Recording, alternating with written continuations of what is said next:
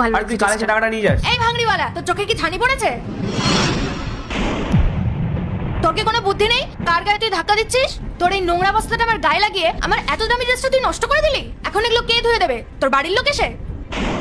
এই যে শোন, বাড়ির লোক তুলে একদম কথা বলবি না বলে দিচ্ছি। আর এই বস্তায় না এমন কিছু নোংরা নেই যে তোর ড্রেসটা নোংরা হয়ে যাবে।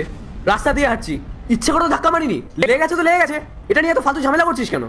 দেখলি তোর সাহস কিরকম অভদ্রের মতো কথা বলছে? আমি যদি ওর লেভেলে নামি না, ও এখনই ভয়ে পালাবে। এই, নিজের যোগ্যতা থেকে কথা বল। তুই জানিস এই ড্রেসটার দাম কত? সারা মাসের রোজগার দিও না তুই এই ড্রেসটা কিনতে পারবি না। অসভ্য কোথাকার। রাস্তায় এত জায়গা থাকতো তুই আমার গায়ে এসে পড়লি কেন?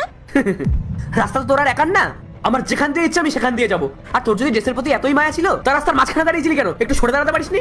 আর শোন, আমাকে না একদম টাকার গরম দেখাতে আসবি না। হ্যাঁ, আমি যদি আমার যোগ্যতায় চলে আসি না, তাহলে জানিস না এরকম ড্রেসের না আমি পাহাড় বানিয়ে রেখে দিতে পারি। ফালতু কথা বাড়াস না, যা এখান থেকে। আচ্ছা, তুই 1000 ড্রেসের পাহাড় বানিয়ে দিবি? তুই জানিস এই ড্রেসটার দাম কত? এটা কিনতে গেলে না তোর সারা মাসের রোজগার শেষ হয়ে যাবে। তোর পকেটে 10 টাকা আছে কিনা সন্দেহ, আর তুই আমাকে বড় বড় কথা বলছিস। আগে নিজের জন্য ভালো জামা কাপড় কেন। নিজের পরার কাপড় জোটে না, ও আবার আমার ড্রেসের পাহাড় বানাবে। চল এখনই ওর কাছে ক্ষমা চা। যে ভুলটা করেছিস তার জন্য ওর পা ধরে ক্ষমা চা তুই। কি? আমি ক্ষমা চাইবো? আরে তুই কি পাগল হয়ে গেছিস নাকি? আর তুই কি ওর উকিল হয়েছিস নাকি যে ওর ওকালতি করছিস? আমি কোনো ভুল করিনি, তাই ক্ষমা চাওয়ার কোনো প্রশ্নই ওঠে না। তুই জানিস আমরা কারা? 2 মিনিটে না তোর আসল যোগ্যতা বুঝিয়ে দিতে পারি। এর সাথে কথা বললে উল্টে আমাদেরই মান সম্মান নষ্ট হবে। একে যেতে দে তো। এত সহজে তো ওকে আমি যেতে দিতে পারি না। ও আগে আমাদের কাছে ক্ষমা চাইবে, তারপর ও তোর এত দামি ড্রেস নষ্ট করেছে, তারপর আবার এত বড় বড় কথা বলছে। আরে কিসের দামি ড্রেস? 300-400 টাকার থেকে বেশি দাম হবে বলে মনে হচ্ছে না। এমন ভাব করছিস যেন লাখ লাখ টাকা দামের ড্রেস পরে আছিস। এই, তুই বেশি জ্ঞান দিতে আসিস না। নিজের সারাদিনে 200-300 টাকা ইনকাম করিস কিনা তার নেই ঠিক, তুই আবার এসেছিস আমাদের জ্ঞান দিতে? নিজের লেভেলটা দেখ আগে। আচ্ছা, আমি জ্ঞান দিচ্ছি? আরে সামান্য একটা বস্তা তোদের গায়ে লেগেছে বলে তোরা আমাকে এত কথা শুনিয়ে দিলি? তোরা মনে হয় জানিস না যে আমি কে। এই কে রে তুই?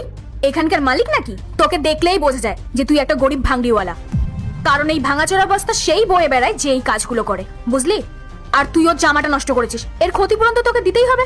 আরে জিয়া, ছেড়ে দে। ও কোথা থেকে টাকা পাবে? তুই দেখছিস না ও নিজে কিরকম ছেঁড়া ফাটা জামা কাপড় পরে আছে। আল্লাহর নামটি দেখে যে এড়িয়ে যাবে তার মনের ইচ্ছা কখনোই পূরণ হবে না। তাই আল্লাহর এই নামটির জন্য একটি লাইক এবং সাবস্ক্রাইব করে যাও। আমার এই ড্রেসটার দাম দিতে গেলে না ওর পুরো মাসের রোজগার শেষ হয়ে যাবে। তোদের মতন এত নিচু মানসিকতার মানুষ আমি কোনোদিনও দেখিনি।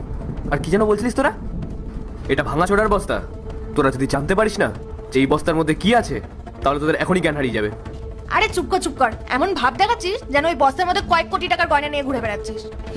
তোর কি মনে হয় তুই এত বড় বড় ডায়লগ দিবি আর আমরা সেটা বিশ্বাস করব? এই বস্তার মধ্যে কি আছে সেটা দেখলে নাকি আমাদের জ্ঞান হারিয়ে যাবে।